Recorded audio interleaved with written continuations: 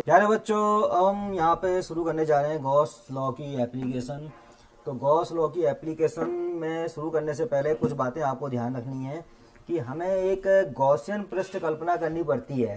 Last time मैंने आपको बताया था कि गॉस की थ्योरम क्या है, integral E dot D A equal to Q upon epsilon naught. अभी हम करेंगे। ये जो हम एप्लीकेशन करने जा रहे हैं ये है state wire of infinite length, यानी अनंत लंबाई के एक सीधे लंबे तार के लिए एक समान रूप से आवेशित। तो यहाँ पे हम शुरू करने जा रहे हैं सबसे पहली एप्लीकेशन। तो बच्चों ध्यान से पढ़ लीजिएगा कि इसको कि अनंत लंबाई के एक समान सीधे तार के लिए अनंत, एक तो इसमें वर्ग आएगा इसमें हेडिंग में अनंत लंबाई कि ये जो तार है ये इनफाइनाइट लेंथ का है। देखिए ये जो है इसमें आप लिखेंगे भी ऐसे ही जब नोट्स बनाएंगे, माना एक इनफाइनाइट लेंथ का एक वायर है, जो आप इसमें चित्र देख रहे हैं ये इनफाइनाइट लेंथ का एक वायर यहाँ पर जो धनावेशित है, ये धन धन धन धन, ये देख रहे होंगे आप, ये धन धन धन धन धन, इधर भी धन धन धन धन धन, यानी पॉजिटिवली चार्ज इन एक समान रूप से आवेशित अनंत लंबाई का एक अनंत लंबाई का तार है। और वो है एक समान रूप से, एक समान यानी यूनिफॉर्म, एक समान मतलब यूनिफॉर्म, एक समान रूप से आवेशित सीधे साथ, एक समान आवेशित सीधे साथ। आवेशित यहाँ पे हमने धनावेशित लिया है, चार्ज लिया है, पोटेंशियल सॉरी आवेशित धनावेशित लिया है, पॉजिटिव चार्ज लिया है, आवेशित सीधे तार यहाँ पे हम लेंगे, सीधे तार लिया आपने देख रहे होंगे, बिल्कुल स्ट्रेट वायर है ये, स्ट्रेट वायर, सीधे स्ट्रेट वायर दिख रहा है आपको, इसमें पॉजिटिव पॉजिटिव पॉजिटिव पॉजिटिव लगा हुआ है। स्ट्रेट वायर उसके निकट निकट सीधे तार के निकट, हम सीधे तार के निकट वैद्युत क्षेत्र की तीव्रता ज्ञात कर रहे हैं। क्या ज्ञात कर रहे हैं? वैद्युत क्षेत्र की तीव्रता। तो बच्चों यहाँ पे हमें वैद्युत क्षेत्र की तीव्रता ज्ञात करनी है एक सीधे तार के निकट जो इनफाइनाइट लेंथ का है, जो अनंत लंबाई का है, जो अनंत लंबाई का है, एक समान रूप से आवेशित है। तो आप इसमें आगे की लाइन में यही लिखेंगे, माना कि इस तरह से एक अनंत लंबाई का एक सीधा तार है क्षेत्र के अनुसार, और उसमें बिंदु P पर आपको वैद्युत क्षेत्र की तीव्रता ज्ञात करनी है। तो तार से r दूरी पर बिंदु, यहाँ पर हम एक गॉसियन पृष्ठ की कल्पना करते हैं, इसमें हम एक गॉसियन पृष्ठ की कल्पना करते हैं। वो जो गॉसियन पृष्ठ होगा वो कैसा होगा उसके बारे में हमें यहाँ पर ध्यान रखना है।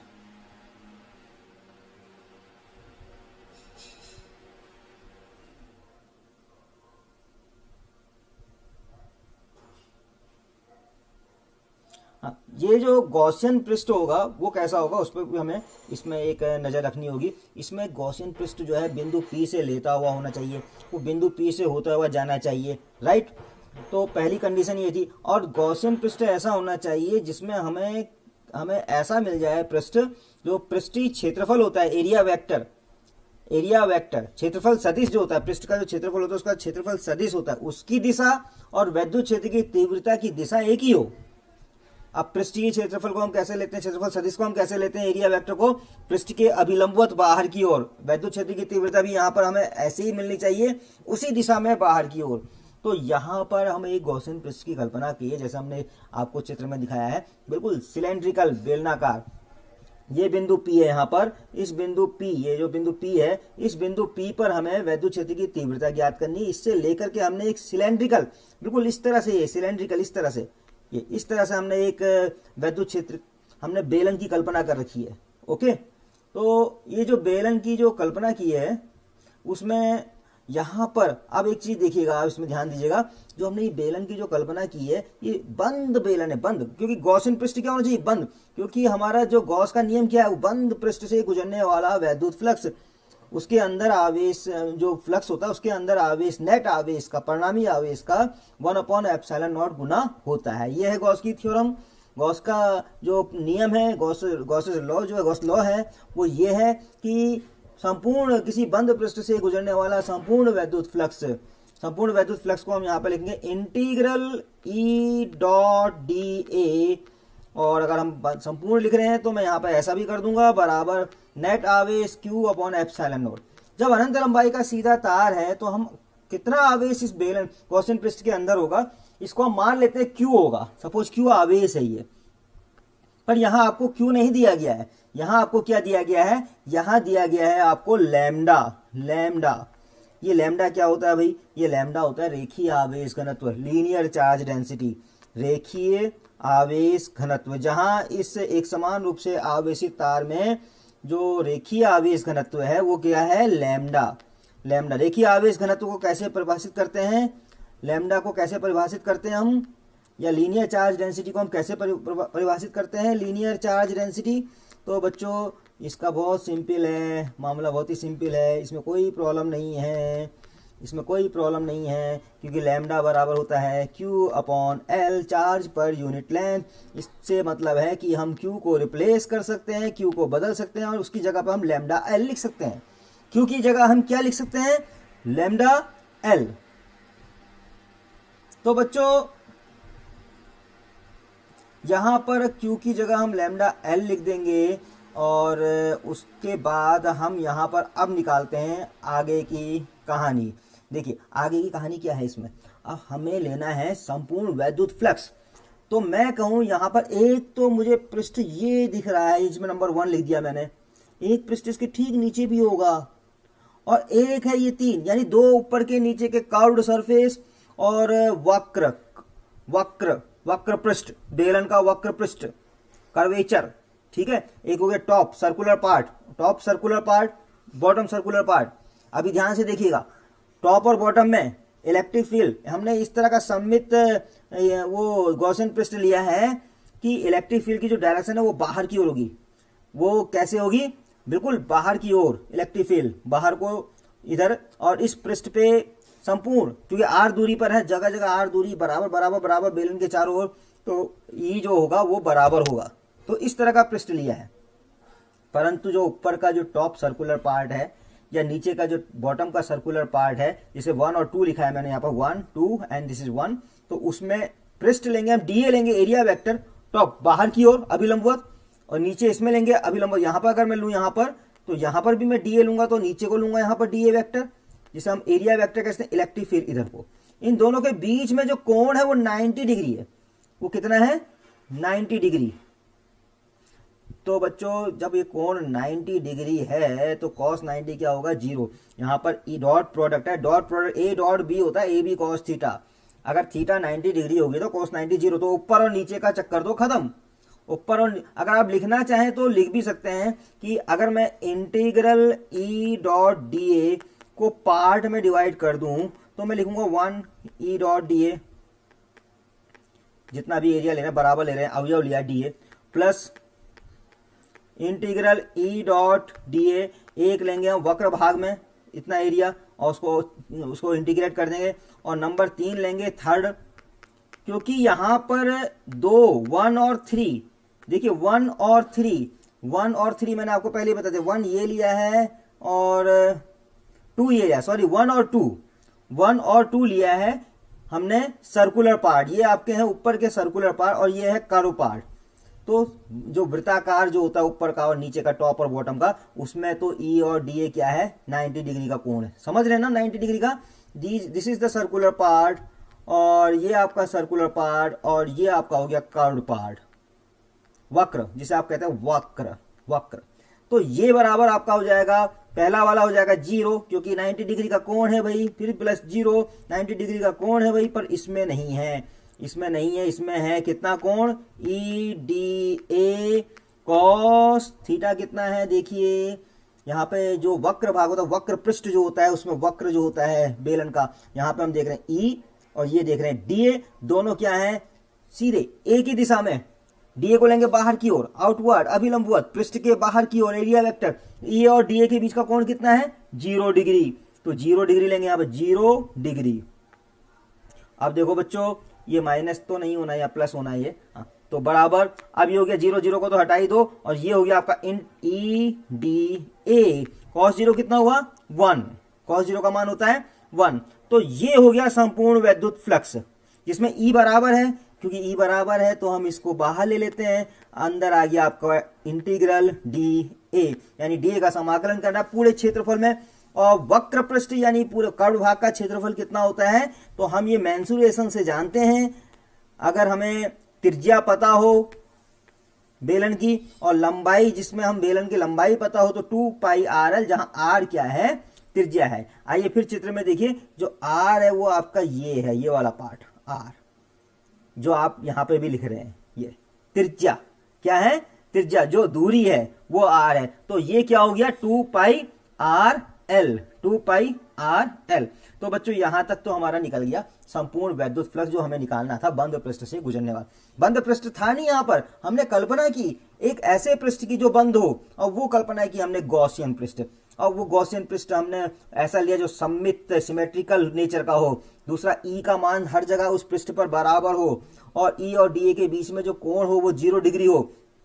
उसके बाद हम लगा देंगे यहां पर गॉस के नियम से, हम जानते हैं, यहां लिख देंगे हम गॉस के नियम से, गॉस के नियम से हम जानते हैं। आगे आप लिखते रहिएगा, मैं लिखूंगा नहीं यहां पर, गॉस के नियम से डायरेक्ट लिखूंगा मैं यहाँ पर, फाई जो गॉस बराबर क्यू अपॉन एप्सिलॉन नॉट, जहां क्यू क्या होता है, परिणामी आवेश होता है, जिसको आप यहाँ पे लैम्डा एल भी लिख सकते हैं, क्योंकि हमें क्यू नहीं पता है, यहाँ पे हमें लैम्डा पता है, घनत्व तो पता है, एकांक लंबाई में आवेश की मात्रा घनत्व लेते हैं अपॉन एप्सिलॉन नॉट, जो हमें एक समान रूप से वितरित होता है आवेश, तो हम लेते हैं घनत्व। लंबाई के अनुरूप होता है तो लंबाई के अनुरूप लेते हैं लैम्डा, अगर पृष्ठ में होता है तो सिग्मा, और वॉल्यूम यानी आयतन में होता है तो रो। ये बात याद रखिए, यहाँ पे लंबाई है तो हम लेंगे लैम्डा।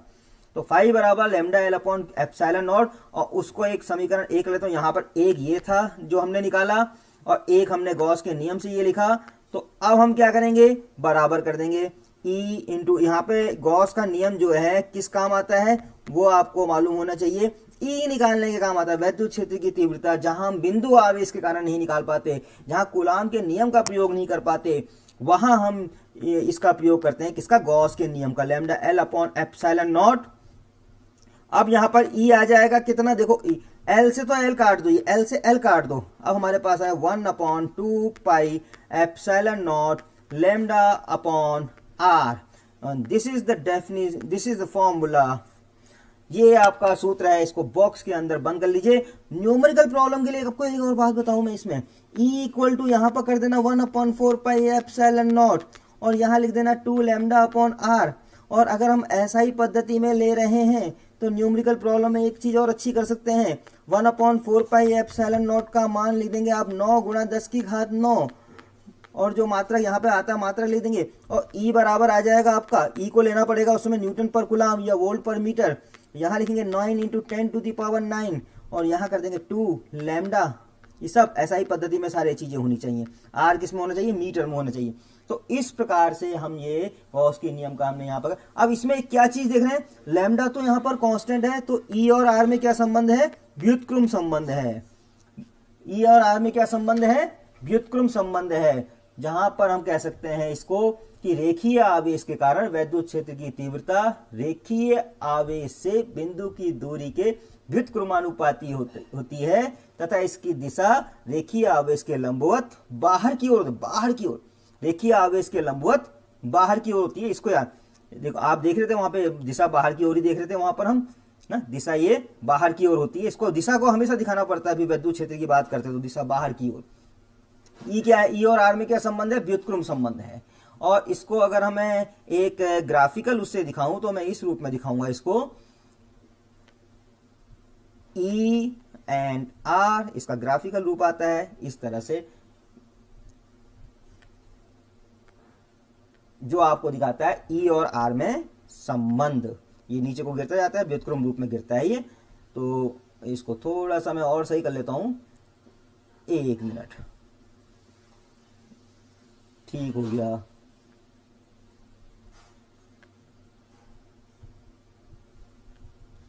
ये इस तरह से ये गिरता जाता है E का मान दूरी के साथ साथ। तो ये आपका हुआ एक आवेशित। अच्छा एक चीज और ध्यान रखिएगा, यदि आपको दिया गया आवेशित बेलनाकार चालक, अभी कैपेसिटर में ऐसे केस आ जाते हैं, आवेशित बेलनाकार चालक, बेलनाकार चालक को हमने आवेश दिया है, तो आप बाह्य बिंदुओं के लिए उसी प्रकार बिहेव करेगा उसमें कि आवेशित बेलनाकार चालक है तो उसका जो आवेश है उसको आप बिल्कुल एक संकेंद्रित संपूर्ण आवेश को इसकी अक्ष पे मान सकते हैं। जैसे ये है एक बेलन है, ये आपका बेलन है, तो इसकी अक्ष ये है, और हमने कहा कि इसको हमने positive positive positive positive positive positive positive positive positive आवेश दिया है चारों तरफ, तो ये आवेश आप इधर मान सकते हो रेखा में, और ये वाला फॉर्मूला इसमें लग जाएगा इस तरह का। तो बेलनाकार आवेश को, अगर एक आवेशित बेलनाकार, उसका भी हम जो है आवेश केंद्र में मान सकते हैं, केंद्र में मान सकते हैं। तो इस प्रकार से ये हुआ रेखीय आवेश के कारण ये एक समान रूप से जो वितरित आवेश है एक सीधे तार पर, अनंत लंबाई के सीधे तार पर, उसके लिए फॉर्मूला। नेक्स्ट हमारा आता है दूसरा जो एप्लीकेशन आता है बच्चों, ये आता है ये, इसमें है अनंत विस्तार की समतल आवेशित अचालक चादर के निकट, ये सीट है उसके निकट, इसको लिख लेते हैं अनंत, इसका जो हेडिंग होगा ये होगा अनंत विस्तार, मतलब इनफाइनाइट हो गया, जैसे वहां इनफाइनाइट लेंथ थी, यहाँ अनंत विस्तार था, आगे तक गया अनंत तक। अनंत विस्तार की समतल यानी प्लेन, समतल प्लेन, ओके। और आवेशित, यहां पे भी आवेशित है, आवेशित तो होगी ही वो, तभी तो हमें इलेक्ट्रिक फील्ड निकालना है। आवेशित अचालक, आवेशित अचालक, क्योंकि उसमें जो कंडक्टिंग होता है उसमें तो आवेश फ्लो करता है, इसमें आवेश फ्लो नहीं करेगा, आवेश दे दिया पॉजिटिव पॉजिटिव वितरित हो गया, चारों तरफ से वितरित हो गया, उसके निकट, के निकट हमें क्या निकालना है, मैं ज्यादा नहीं लिखा, वैद्युत क्षेत्र की तीव्रता निकालनी है। क्या निकालना है, वैद्युत क्षेत्र की। आगे की कहानी आप लिख देंगे, ये माना एक क्यू आवेश क्यू को दिया है, एक समतल आवेशित प्लेट है, चादर है, उसका क्षेत्रफल ए है, उसके अंदर जो हमने समान रूप से वितरित है, इस तरह से वगैरह वगैरह कहानी लिख देंगे। ये पूरी सीट है चित्र के अनुसार। हमें बिंदु पी पर क्या करना है, वैद्युत क्षेत्र की तीव्रता ज्ञात करनी है। बिंदु पी से हम, क्योंकि हमें वैद्युत क्षेत्र की तीव्रता ज्ञात करनी है, तो एक ऐसे बेलनाकार पृष्ठ की जरूरत पड़ेगी जहां पर बिंदु पी पर ई और डी ए की डायरेक्शन एक होगी। देखो यहां पर भी सीट है, तो इसके सीट के कारण हम ऐसा आर दूरी पर ऐसा लेंगे कि बाहर की ओर वैद्युत क्षेत्र की तीव्रता हो, पृष्ठ भी बाहर की ओर हो, पृष्ठीय क्षेत्रफल सदिश भी बाहर हो, पृष्ठ का एरिया वेक्टर भी बाहर हो। तो इसलिए हम इस तरह का बेलन, जैसे चित्र में दिखाया गया हॉरिजॉन्टल एक क्षैतिज बेलन का हम यहाँ पर कल्पना करेंगे, that is our Gaussian surface, Gaussian बेलन। और इस गॉसियन बेलन का जो क्षेत्रफल लिया है वो लिया है एरिया, यहाँ पर देख रहे होंगे एरिया। पी और पी डैश की दूरी बराबर बराबर ले ली हमने दोनों तरफ, आर आर, यहाँ पर ये आर दूरी पर जो हमें दिया है। अब हमें निकालना है आगे इसमें से इस पूरे बंद पृष्ठ से गुजरने वाला कुल फ्लक्स। तो कोई नहीं, integral E dot D S निकालना है ना, इंटीग्रल ई डॉट डी ए निकालना है, ये निकालना है फाई निकालना है, ये फाई फ्लक्स। तो कुछ नहीं है, अब इसमें भी हम चलो हम इसमें भी मान लेते हैं। एक तो हो गया कर्व्ड पृष्ठ, एक हो गया दूसरा ये, और एक हो गया तीसरा ये कर्व्ड सर्कुलर। एक तो हो गया सर्कुलर राइट वाला, वृत्ताकार राइट वाला, एक बायां वाला, और ये वक्र वाला। तो ठीक है, इसको भी अगर मैं 3 भागों में बांटूं, एक छोटा सा अवयव ले लूं डी ए, और वैद्युत क्षेत्र की तीव्रता ई ले लूं मैं, तो पहले में आ जाएगा ई डॉट डी ए, इसमें भी लेंगे। एक तो निकालेंगे वहां 1 में, एक निकालेंगे 2 में ई डॉट डी ए, और एक निकालेंगे आप 3 में ई डॉट डी ए। अब तीनों में कंडीशन देखिए, तीनों में देखिए आप, ये हम निकाला ई डॉट डी ए। 2 में तो ऐसा मिलेगा इसमें 90 डिग्री का एंगल है, सॉरी 1 में मिलेगा इसमें जो वक्र वाला है, ये जैसे वक्र वाला जो है, अगर ये 1 वाले में देखेंगे तो यहाँ पर पृष्ठ को लेंगे, मैं इधर को लूंगा पृष्ठ डी ए, ओके, और इलेक्ट्रिक फील्ड की डायरेक्शन होगी इधर को। तो इस कंडीशन में इनके बीच का कोण कितना, 90 डिग्री। यानी 1 में कितना है, 90 डिग्री। तो 90 डिग्री कोण हो गया, अगर एंगल हो गया ई डी ए कॉस 90, तो कितना होगा कॉस 90, 0। तो पहला क्या हो गया, 0।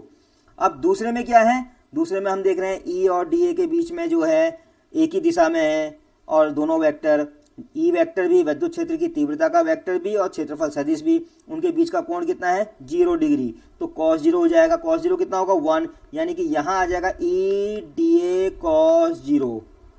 ये इसका वाले में आया दूसरे में। तीसरे में अगर ध्यान से देखें तो उसमें भी वही आया है तीसरे में। ये नंबरिंग तो इसलिए की कि आपको बताने के लिए। यहाँ पर देखिए, यहाँ पर इधर को लेफ्ट साइड को ई है, और एरिया वेक्टर भी बाईं ओर को है, होगा ही। धनात्मक आवेश है, धनात्मक आवेशित चादर है, तो प्रतिकर्षण लगेगा। अगर हम इसमें एक टेस्ट चार्ज रख दें, वही दिशा क्या होगी, इलेक्ट्रिक फील्ड की होगी। तो ई और डी ए दोनों के बीच का कोण कितना है, 0 डिग्री। तो यहाँ पर भी कितना आएगा, ई डी ए कॉस 0। ध्यान दीजिए, ई डी ए कॉस बराबर। अब ये आ गया संपूर्ण वैद्युत फ्लक्स आ गया आपका ई डी ए कॉस 0, 1 हो गया, इंटीग्रल ई डी ए, और यहाँ पर भी आया इंटीग्रल ई डी ए। अगर हम ई तो बराबर है, ई तो कांस्टेंट है, तो ई को बाहर लेंगे D A, integral D A, और प्लस यहाँ भी लेंगे हम इंटीग्रल डी ए। और इंटीग्रल डी ए कितना हुआ, एरिया, यानी ई ए प्लस ई ए, और ये ई ए प्लस ई ए कितना हो गया, 2EA। फिर हम लगाएंगे गॉस के नियम की प्रमेय। गॉस के नियम की प्रमेय से हम जानते हैं, गॉस की प्रमेय से, गॉस लॉ से हम जानते हैं, क्या जानते हैं भैया गॉस लॉ से, एज पर गॉस लॉ हम जानते हैं phi equal to Q upon epsilon naught, जहाँ क्यू क्या है, नेट आवेश, पर हमें आवेश पता नहीं है यहाँ पर, हमें तो यहाँ पर एक सीट दी गई है और सीट में कहा गया कि इसका पृष्ठीय आवेश घनत्व सिग्मा है, लिखा होगा इसमें चित्र में, आपके चित्र में अगर नहीं लिखा है तो आप यहाँ पे दिखा दो सिग्मा। व्हाट इज सिग्मा, ये है पृष्ठीय आवेश, जो समतल आवेशित चादर प्लेट दी गई है आपको, उसका पृष्ठीय आवेश घनत्व है सिग्मा। और पृष्ठीय आवेश घनत्व यानी सरफेस चार्ज डेंसिटी क्या होती है, charge per unit area, charge per unit area, यानी सिग्मा बराबर होता है Q upon A, implies that Q equal to sigma A। तो हम यहाँ पर लिख देंगे फाई, यानी बंद फ्लक्स से गुजरने वाला कुल फ्लक्स हो गया यहाँ पर sigma A upon epsilon not. इसको मैं समीकरण 2 कह दूं और इसको मैं समीकरण 1 कह दूं, जो हमने निकाला यहाँ पे, ठीक है। तो समीकरण 1 और समीकरण 2 बराबर होंगे, कुल गुजरने वाला फ्लक्स, तो उसको हम अगर हम बराबर करेंगे तो ये आएगा 2EA बराबर सिग्मा A अपॉन एफ। किसी भी एप्लीकेशन में यही किया जाता है, एक गॉसन सरफेस लेते हैं, एक गॉसन पृष्ठ लेते हैं, संपूर्ण वैद्युत फ्लक्स निकालते हैं, गॉस का नियम लगाते हैं, बराबर कर देते हैं, ज़्यादा कुछ नहीं है। देखो बच्चों बहुत ही ईजी हो गया है। तो 2E बराबर sigma upon epsilon not, E बराबर हो गया सिग्मा अपॉन 2 एप्सिलॉन नॉट, इसको आप बंद कर लीजिए ब्रैकेट में, और ये आपका हुआ फॉर्मूला एक समतल आवेशित अचालक चादर के निकट वैद्युत क्षेत्र की तीव्रता के लिए। और तीव्रता की दिशा क्या होगी, लंबवत बाहर की ओर, सीट से लंबवत बाहर की ओर, और साथ में ये नियत होगा क्योंकि सिग्मा का मान नियत, सिग्मा कांस्टेंट है, एप्सिलॉन नॉट जो निर्वात की वैद्युतशीलता होती है वो भी नियत है, इसलिए ये तो ई नियत है, यानी कि वैद्युत क्षेत्र की तीव्रता समतल आवेशित चादर के निकट नियत होती है। क्या होती है, इसका मान क्या होता है, समान होता है निकट, सभी बिंदुओं पर इसका मान क्या होता है, समान होता है। तो इस रूप में हमने आज 2 एप्लीकेशन पढ़ लिए हैं, 2 एप्लीकेशन कल और लेंगे। यहाँ पर समाप्त करते हैं, धन्यवाद। और जिस YouTube चैनल जो मेरा है उसको आप सब्सक्राइब करना मत भूलिएगा, क्योंकि आने वाले समय में अभी और आने वाला है, आप बहुत सारे जो है लेक्चर्स मेरे यहाँ पर आने वाले हैं। धन्यवाद।